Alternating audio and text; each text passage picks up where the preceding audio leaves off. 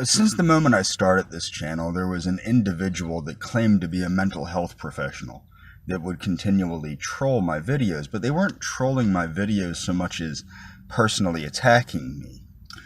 Now, for this reason, I suspected that they were a former supervisor of me at a mental health clinic I worked at. Now, I've never mentioned the name of this mental health clinic because of the fact that I wanted to protect the anonymity of my clients, though not having worked there for a couple years now, and also realizing that they can't take that insurance after I reported the amount of insurance fraud taking place at this agency to the insurers in the county, I was very well, I don't feel a need to protect the anonymity of that organization or the supervisor, though I'm not going to name her because that would be rude and I wouldn't want to see anybody try and get retribution on that individual. But what I want to say is this agency had continued to provide an unsafe work environment, unsafe vehicles, and had continued to falsify documentation and practiced affirmative action-based nepotism, which was actually ironic because after I left and I reported the affirmative action-based nepotism and that African Americans there were basically only hiring only other African Americans, and that there was obviously an environment of nepotism, friends hiring friends, and an environment of intimidation took place here. But more importantly, if people watch my videos on mental health, now this is what's important. Unlike many other people that left this organization, I did not leave this organization due to actions taken against me.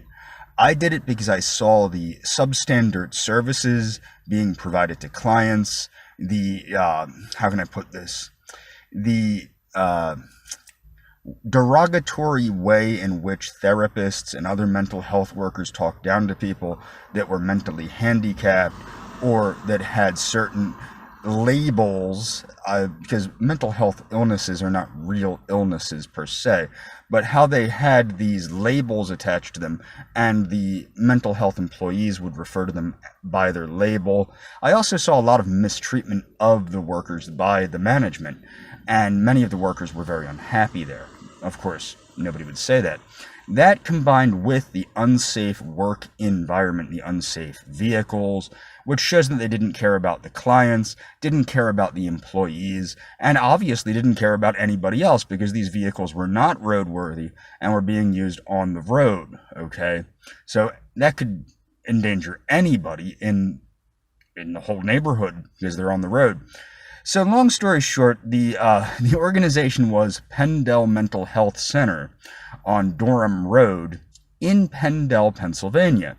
And the reason I want to be very adamant that I only protected the anonymity of this organization due to the my clients, my former clients. I didn't want people to know where I worked or who I might have worked with. Say they saw me in public with my clients or something like that.